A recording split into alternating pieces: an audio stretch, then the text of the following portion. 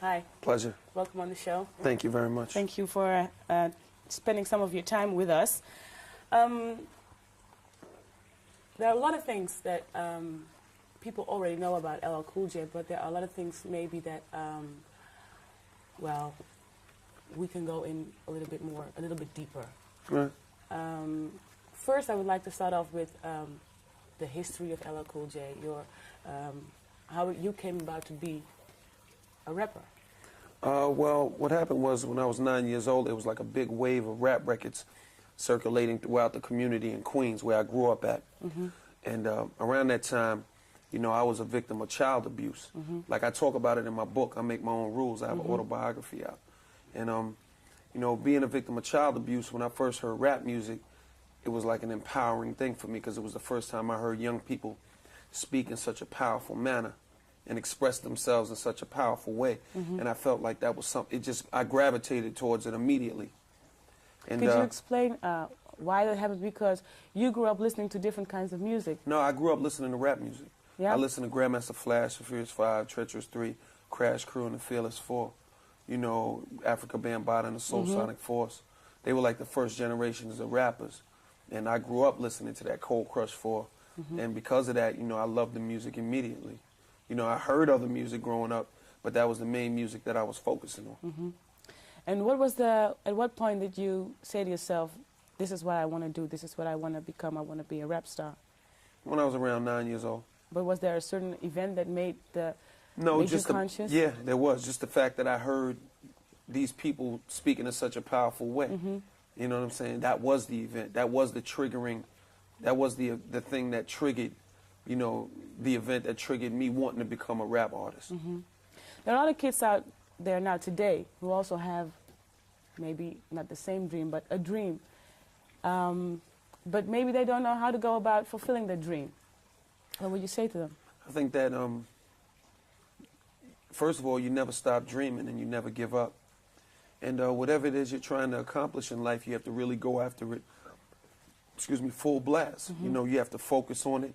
You have to think about it. And if it is your dream, you have to think about it constantly so it can manifest in your life. You have to be where the ball is. You got to be where the industry is according to what you're trying to do.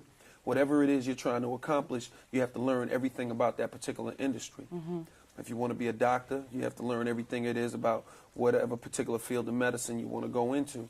If you know you want to be a rugby player, you got to learn all about the sport of rugby. If you want to play football, you got to learn all about football. I mean, whatever it is you want to do, you have to learn everything you can about it so that you can master it. How did you do that?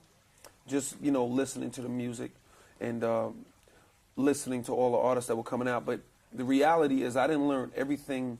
You never learn everything. But, you know, I didn't learn the majority of the things that I know now until late in my career. Okay.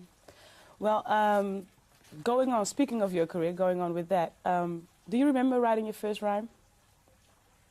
Not particularly, but I remember how it went. How did it go? When you get off the walls and you bust your balls and you skibbity-bee-dop-de-doo, I'm going to rock you up, I'm going to rock you down, and I'm going to do it just for you. Huh? Sorry. Nah, go ahead. That was it? Nah, but go ahead. No. Finish. You want to hear the rest? Yeah. I don't remember. You don't remember? Nah. Now, I just want to know where they came from. Because people who write lyrics, they also say they have an inspiration, they have a thought, they have an experience, you know. You know, but the reality is that, you know, it comes from the same place that a lot of these beautiful paintings in this hotel come from. Just life, life experiences and whatever you feel in here. That's where art comes from. Whether you're sculpting, painting, writing, whatever it is, it all comes from that same place. So you felt like you had, did you feel at that time that you had a lot to say to the world? It wasn't about talking to the world at that point. It was about convincing myself that I could overcome the helpless feelings that I had when I was abused as a child. Were you aware of those helpless? Because No. I want to talk about that later on, because I want to talk about the book with you in which you write very openly about everything that has happened in your life. But being a 9-year-old child, are you aware of, can you name the feelings that you have at that time? No, not at that time. No. Not at all. I mean, I mean, I don't even think a 9-year-old child is sophisticated enough to fathom what they're feeling. You know what I'm saying? Unless they're very basic emotions. Okay, we're going on about your career. You got your first record deal when you were 16 years old, and you got it through a lot of determination. Absolutely. What? Tell us how that went. Well, when I was 14, I decided that I really wanted to make a record. Felt like, oh man, that's what I want to do. I want to make a rap record. I got to make a rap record. So, you know, eventually I just kept trying and sending tapes in here, sending tapes in there, sending tapes everywhere and getting letters. People saying, oh, we can't use your material at this time. I'm burning the letters. I'm ripping them up. I'm crumbling them up. I'm throwing them in the corner. My mother's consoling me. Don't worry, we'll eventually find, you'll make it. I'm ready to quit. My mother was like, look, you're better than a lot of guys out on the radio right now. You got to keep going. I said, I don't have any equipment. She bought me a little equipment with a tax return in the States. And I just kept trying. And then eventually Rick Rubin called me back. When he called me, one day I walked in the house. My grandmother said, oh, Rick Rubin called you back. I was like, yeah, he called me back. So I'm jumping up and down. I called him. He said, all right, we're going to go in the studio tomorrow. I'm freaking out. So I go and meet him. And then when I get down there, now I thought, you know, the way he sounded on the phone, he's like, yo, this is Rick. No one's here. Leave a message. When I get down there, I'm thinking he's black. He's white. I'm like, yo, Rick, I thought you was black. He said, nah, whatever. That's Just the come on first thing upstairs. you said to him? First thing I said to him, Rick, I thought you was black. Nah, whatever. Just come on upstairs. So we go upstairs and stuff. And, you know, we worked on this demo and stuff. It was cool. You know, I mean, you know, that was like probably the happiest moment of my life. You know what I'm saying? Besides being born. Yeah. You know what I'm saying? But you weren't really there when you were born. Yeah. You know, I was there. Or I wouldn't be here. But I wasn't there. Yeah. You know what I'm saying? So okay, you're 16 years old. All you want to be is this rapper. You want to hear your thing on the radio, and then you get a record deal. Right. What happens next? I mean, you're 16 years old. Oh man, I'm happy. I'm running through the streets rejoicing. I got the flag in my hand. Yeah. I'm the man. I just felt great. You know, it kind of just went like a blur at that point. You know, it just was like. But did you think this is it? I now got the record deal. I've made it. I'm here. This is it. Not at all. Did you know it was the beginning of something? It's like getting big? drafted by the NBA. You know, you just started. You know, you got drafted. Now you want to play. You want to show everybody how good you are.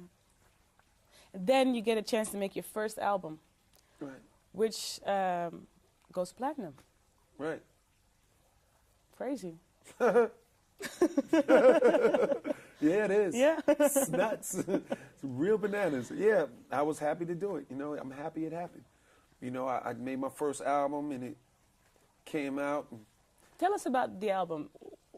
At that point? Making Well, the at that album. point, you know, I was being guided by Rick Rubin mostly, mainly.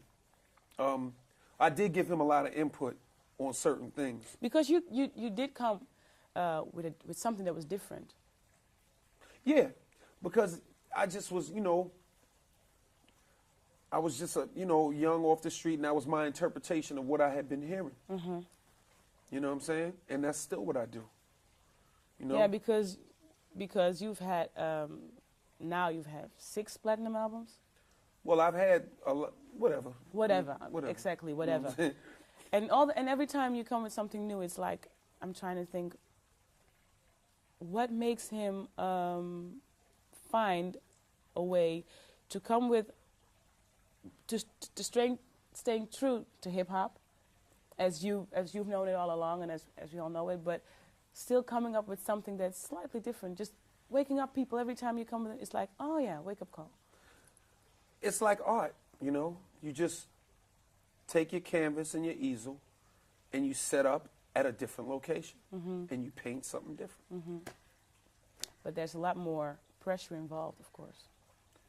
I don't allow it to become a lot of pressure because that's when there's a problem, when you start feeling the pressure. Oh, I got to be new. I got to be different. I just want to make something hot. I just want to make what I'm feeling. I want to make what I'm enjoying and hope people appreciate it. That's all. But And you know what I'm saying? I can't get caught up in the pressure because the pressure is like what destroys you. You know, you start competing with yourself and getting caught up. I just make music. I don't treat it like I'm not so rigid with it, you know? But still, at one point, as I read in your book, you felt like, and this is now we're just skipping a whole lot of years, but this is like when you did, I think Mama Said Knock You Out, you felt like, okay, this whole hip hop industry around me is changing, and I don't know if I can still do it because people want different things now. Yeah, because I wasn't sure. You know what I mean? But see, that comes with the attitude that I have now comes with experience. Mm-hmm. That was a different time then because that was 7 years ago, 6 years ago, and that was three albums ago. And I was a whole different, you know, I had never went through that period before. See, now I understand the peaks and valleys. I didn't understand then. Yeah. You know, if my album Phenomenon doesn't do well, I won't be distraught. You know what I mean? But at that time, if I had the mentality that I had then, I would be distraught, and I would feel the pressure, you know? But you were always trying to expand your... Definitely. Yeah. I want to expand. I want to do better. I want to do good things. I think that that's the human nature, to expand, to explore. And I like to do that with my music. Did you ever think you would be able to combine your music with TV, movie? Did you ever think that was all gonna come your way? I didn't think about it. I never even thought about that. Those were kind of like things like accolades.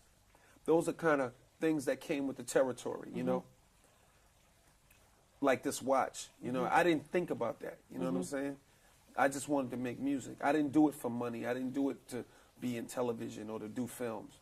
I did music because I love music. You know, I do a TV show in the States. It's not over here, but I'm still here because I love my music. You know, Yeah. I just do what I do. But You know, I didn't think about it. I really didn't give it much thought.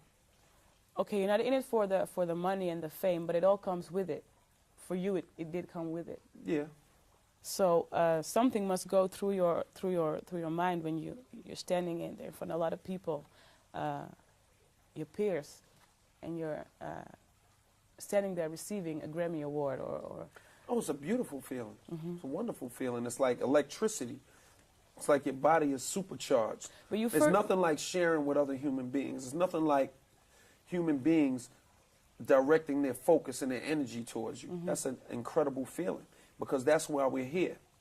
You know, if you were the only person in this world, you wouldn't be sitting in that chair right now interviewing anybody. You know, we wouldn't have, you know, the whole point is for us to interact and to deal with one another in a certain intimacy that exists between human beings. You know what I'm saying? So that's a wonderful feeling. It's incredible. This is the Music Factory.